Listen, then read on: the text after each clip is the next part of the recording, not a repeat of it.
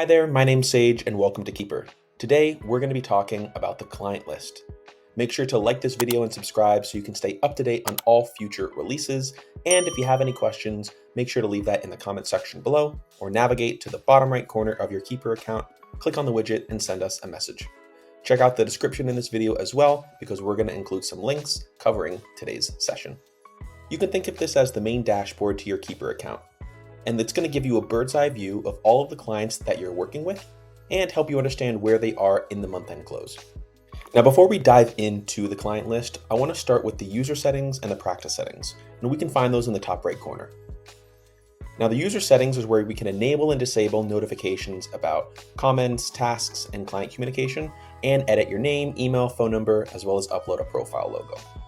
To the left of that is our practice settings. This is something that's only visible if you're a super admin or an admin in the Keeper account, and this is where we can find other management settings when setting up your account.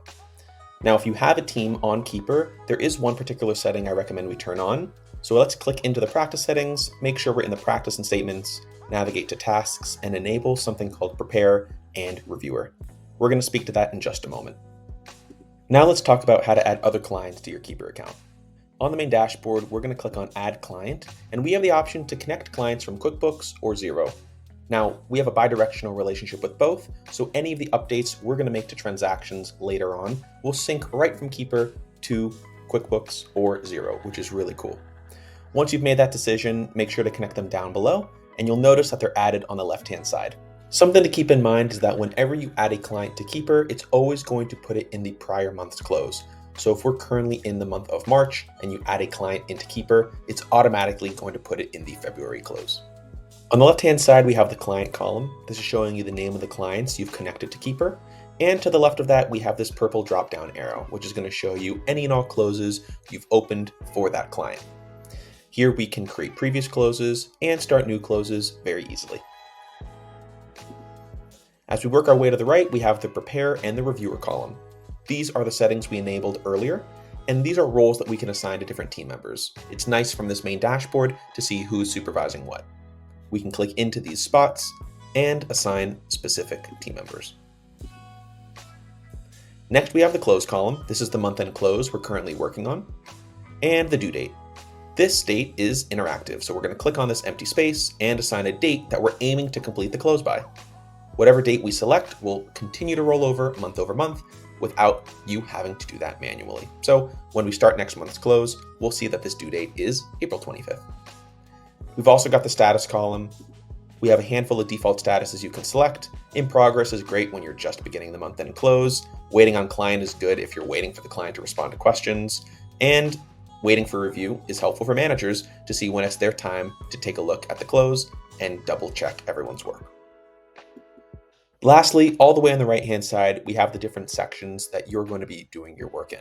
We break them down over the general section, the pre-close, the account reconciliation, the transaction review, the pay entity review, and the final review. And within each of these sections live different amounts of tasks. And from the main dashboard, we can see what those tasks are.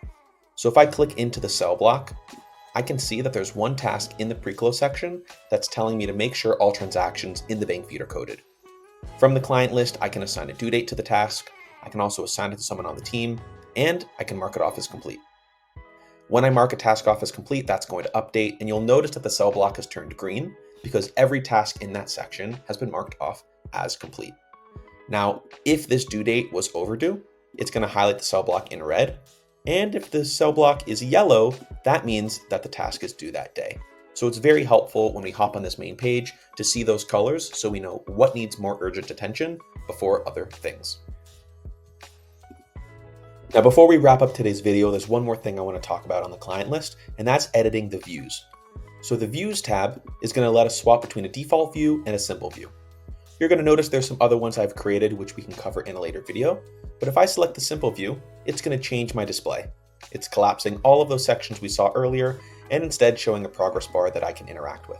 This could be an alternative for managers to see how far along your team is in the month-end close.